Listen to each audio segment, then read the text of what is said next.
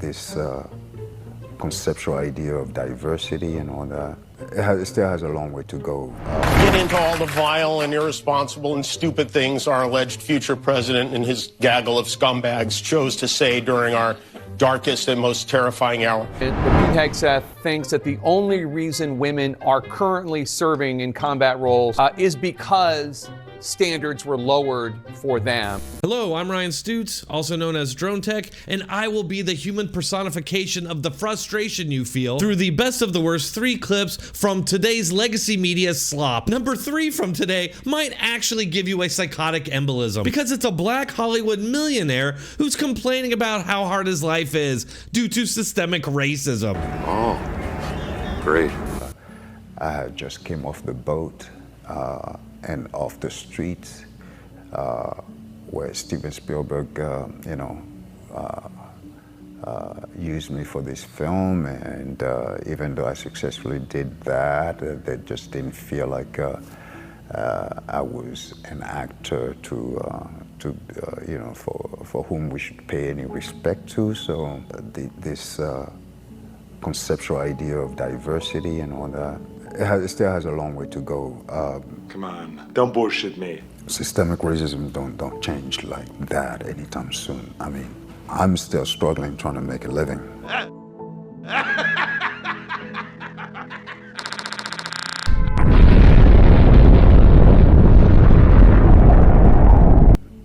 After 30 years in this business? After, let's speak, 30 years, let's say maybe the first 10 years was really trying to, sort of acclimate myself to the industry. And then establish yourself. Establish myself. I've been in this business and making films now over 2 decades, and still, with 2 Oscar nominations, been in many big blockbuster films, and yet I'm still struggling financially to make a living. I'm definitely underpaid. Well, why don't you cry about it? Good God! This is your brain on woke left-wing ideology. Just listen to how full of crap this guy is. Jaimin Hansu came to America in 1990 and immediately got big jobs with the biggest people in the music industry at the time, like Janet Jackson, Paula Abdul, and Tina Turner. He even got roles in TV as soon as he got to America in 1990, appearing in Beverly Hills 90210, ER, Alias, and one of my all-time favorites, Stargate. It just goes on and on from there, with him getting tons of work over the years, resulting in a net worth of around $4 million. So if he's having money problems, it's much more likely due to factors such as living outside of his means and blaming all of his shortcomings on white people. Oh, you're right. And when you're right, you're right. And you're always right. Also from CNN, number 2, Jake Tapper melts down over Pete Hegseth's successful confirmation hearing and pretends that he's wrong about the military lowering standards for women. Having watched the hearing, I just wonder if you could clarify something for me. Am I correct? No. Am I correct in the assessment that Pete Hegseth thinks that the only reason women are currently serving in combat roles, such as pilots or vehicle drivers or in the infantry, is because standards were lowered for them, and that he's going to, as Secretary of Defense, raise the standards and once he becomes Defense Secretary? Is that accurate? And can you point to evidence? No, I don't. That's not true. No, I don't think that's an accurate characterization at all, Jake. What he's saying is we can't have artificial percentages. It's actually illegal to have quotas, so the Pentagon often calls them goals and a little sleight of hand. Heck, the Secretary of the Air Force put out a memo that said the Air Force will have certain percentages of African-American females, certain percentages of Hispanic men, certain percentages of this or that. But yet we have a pilot shortage of thousands of pilots. What Pete's saying is we need the best of the best. And there's actually no evidence. Take a submarine crew that is more diverse, less diverse, this percentage, that percentage, that is therefore more lethal. That's what there's no evidence of. We have these taglines out there. And look, I've talked to many people who said they were displaced because of their race. That says they were moved aside in an order of merit list. Heck, you had a lecturer at West Point understanding your whiteness and your white rage. How do you think that makes a lot of cadets feel? Or you had an orientation class in the Air Force Academy that said, don't say mom and dad, don't say boyfriend, girlfriend, yet I had conservative Jewish and Christian cadets bringing that information to us saying, we don't feel welcome here. So this is about equal opportunity, and this is about standards, not race, religion, socioeconomic background, or anything else. And there have been, I mean, we have the documentation.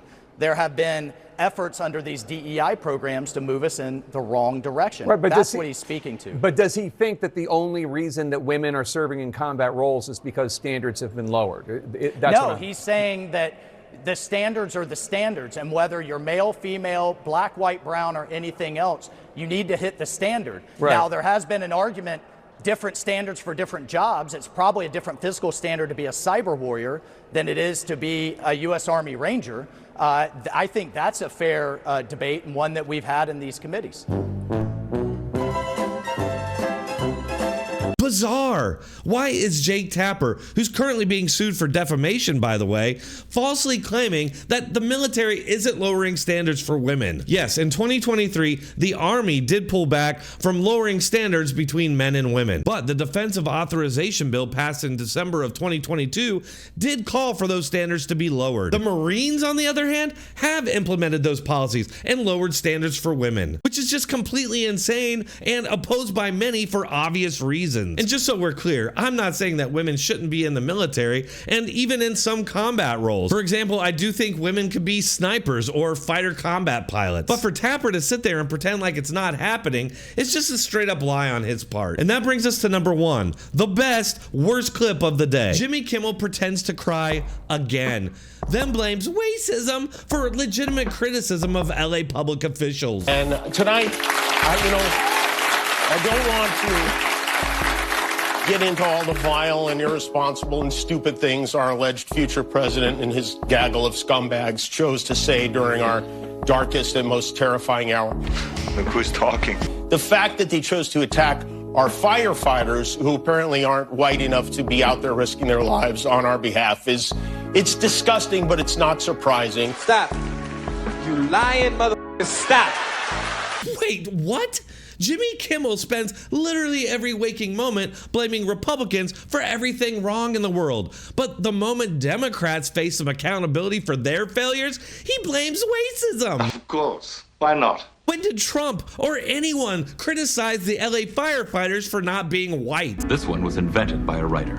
And the LA Fire Department is legitimately being criticized for strange things like all three fire chiefs being overweight lesbians named Christina. How is that even statistically possible? They didn't clear decades-old underbrush that's nothing but fire tinder. They didn't have enough water in the Palisades, which is a documented fact. And besides being warned by Donald Trump himself about this very thing happening, one of the lesbian Christinas warned Mayor Bass that they weren't prepared for a fire like this. Do you agree? Disagree? Either way, let me know in the comments, and if you're still here, you might as well hit that like button and subscribe. I do post on a regular basis, so keep checking back for more. Thanks a lot.